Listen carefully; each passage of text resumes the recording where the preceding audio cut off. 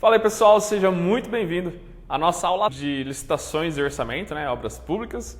E agora a gente vai falar sobre um assunto que gera muitas dúvidas em como fazer, como proceder aí quando tem uma situação parecida com a que a gente vai mostrar, e é sobre as propostas que são inexequíveis, que são os valores inexequíveis para executar uma obra numa licitação e como que você pode entrar com esse tipo tipo um recurso que você entra para tentar fazer com que as empresas que deram preços muito abaixo do permitido da lei, e que você tenha aí também uma certa, não vantagem, mas você tenha algum jeito de recorrer e calcular isso através dessa aula aqui agora, tá? Então a lei de licitações, a 8.666/93, que a gente tem falado bastante, ela tem no seu artigo 48, inciso 2, ela prevê a desclassificação dessas propostas contendo preços inexequíveis, tá?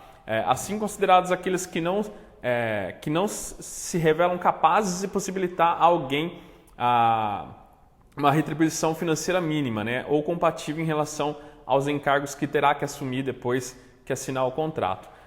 Essa previsão ela se destina a uma questão só, que é duas questões, na verdade. A primeira é minimizar o risco de uma futura de a empresa não conseguir executar o contrato, já que esse preço apresentado foi um valor muito baixo, e não consegue depois assumir suas obrigações. Então existe isso muito, Às vezes a gente pega aí, obras públicas que a gente vê que começa e não termina, acaba as empresas dando um valor de desconto muito alto, O BDI às vezes já não é tão bom, Às vezes você pega lá uma licitação que o BDI é 23%, é um BDI razoável, não é nada espantoso, não vai dar muita margem de lucro para a empresa.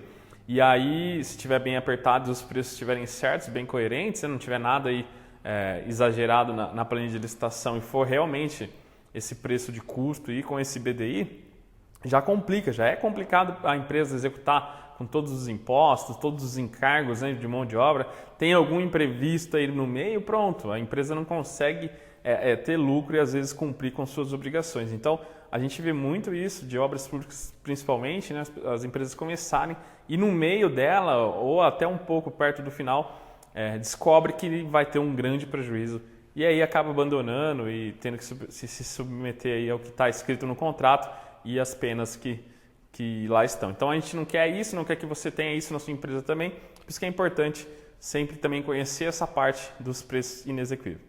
E a B, a segunda aí no caso, então a primeira foi essa, a segunda, verificar também se esse preço, essas atividades econômicas sejam lucrativas, promovendo a circulação de riquezas no país. Então são duas justificativas, principalmente a primeira, que eu falei agora, é a que mais tem aí peso sobre esses preços, tá? Algumas pessoas acham difícil interpretar esse artigo 48 da lei, que se trata dessa desclassificação.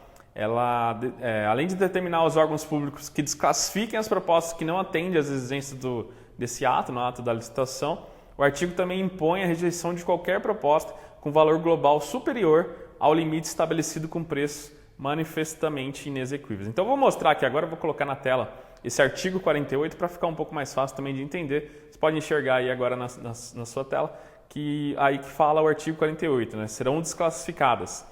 Então está aí o primeiro inciso, as propostas que não atendem às exigências do ato convocatório da licitação, então essas propostas que não atendem. O segundo inciso, as propostas com valor global superior ao limite estabelecido, ou com preços manifestamente inexequíveis. Então, propostas com valor acima do que o órgão colocou, como limite, e também essas que são inexequíveis. Assim considerados aqueles que não venham a ter demonstrado a sua viabilidade através da documentação que comprove que os custos dos insumos são coerentes com o de mercado e que os coeficientes de produtividade são compatíveis com a execução do objeto do contrato, condições estas necessariamente especificadas no ato convocatório da licitação. Então tem aí, para efeito aí de julgar essa parte do segundo inciso, tem aí a primeira. Para os efeitos do disposto no inciso 2 deste artigo, considera-se manifestamente inexequíveis no caso de licitações de menor preço para obras e serviços de engenharia, as propostas cujos valores sejam inferiores a 70% do menor dos seguintes valores. A. Média aritmética dos valores da proposta superior a 50% do valor orçado pela administração ou valor, como seria no caso aí a B, valor orçado pela administração. Então vamos analisar esse inciso 2, a parte onde fala sobre o preço manifestamente inexequível. É de interpretação um pouco mais complicada, já que o texto da lei é bem confuso, o que causa muitos erros nos julgamentos das propostas pelas comissões de licitações aí do Brasil afora, né? O que a lei faz é criar dois critérios aí bem, né? Vamos traduzir o que está escrito nesse artigo, que um é relativo mesmo, que leva em conta todas as propostas apresentadas, e um é absoluto, que leva em conta apenas o orçamento referencial do órgão. Então, para explicar aí cada um desses incisos, a gente define uma linha de corte para o preço da obra, devendo prevalecer a menor das duas. As propostas de valor inferior serão então desclassificadas, não podendo vencer a disputa. O objetivo aqui é eliminar do certame licitatório as propostas com preço supostamente muito baixo. Então, esse é o objetivo. O primeiro critério coloca a linha de corte 70% da média das propostas superiores a 50% do valor orçado pela administração, enquanto que o segundo critério coloca a linha de 70% do valor orçado pela administração. O menor dos dois valores não dirá quem não pode vencer, e a gente vai colocar um exemplo agora para deixar isso mais prático, caso você não tenha entendido, também tenha se confundido aí um pouco, fique tranquilo que com o exemplo vai ficar bem mais fácil de entender. Então vou colocar também na tela aqui agora os exemplos, para você entender aí duas licitações bem parecidas com o mesmo valor referencial, para você ver como que funciona isso na prática. Então no exemplo aí da licitação 1, a propostas a gente tem de A a E, né? Então a primeira proposta A de 98 mil, a segunda proposta B de 90 mil, a C de 75 mil, a D de 65 mil e a E de 60 mil. Então o orçamento referencial nosso é 100 mil, né? As duas licitações no exemplo aí a gente vai utilizar o mesmo valor de 100 mil. O primeiro critério, 70% da média aritmética das propostas superiores a 50% do valor do orçamento do órgão. Então a gente tem aí a conta, né, 0,70, somando todas as propostas dividido por 5, a gente vai ter aí 54.320. E o segundo critério, né, 70% do orçamento do órgão, que vai dar 70 mil. Então, o patamar aí para ver se a proposta é inexequível do menor dos dois critérios ficou 54.320. Não há proposta inexequível, já que a menor proposta é de 60 mil e o vencedor então da licitação é a proposta E de 60 mil.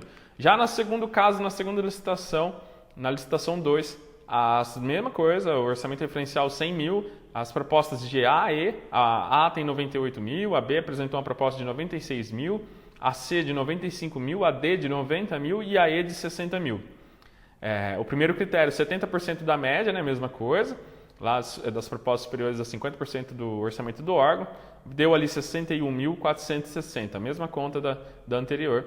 E o segundo critério, 70% do valor orçado, 70 mil também, só que ali no primeiro critério, 61.460, isso deixa a nossa proposta E, que é de 60 mil, inexequível. Então quem ganha essa licitação é a proposta número D, 90 mil. Então, do exemplo desses dois exemplos que a gente deu de licitações, a gente pode concluir que nem sempre ganha o menor preço. Pode haver proposta declarada inexequível, quem ganha, portanto, é o menor preço dentre os valores possíveis lá que não batam nessa regra da proposta inexequível, né?